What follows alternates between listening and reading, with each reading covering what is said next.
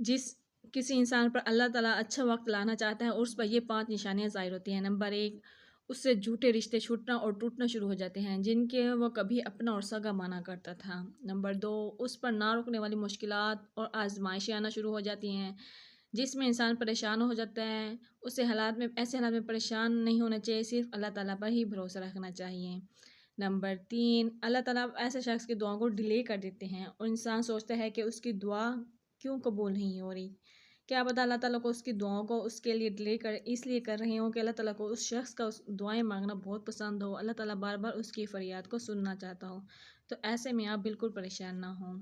Number 4، اس پر ہماری مشکلات آنا شروع ہو جاتی ہیں، اسے کہیں سے کوئی راہ نظر نہیں آ رہی ہوتی، وہ اپنے آپ کو بہت اکیلا محسوس کرتے ہیں، اپنے اندر ایک خالی پن محسوس کرتے ہیں۔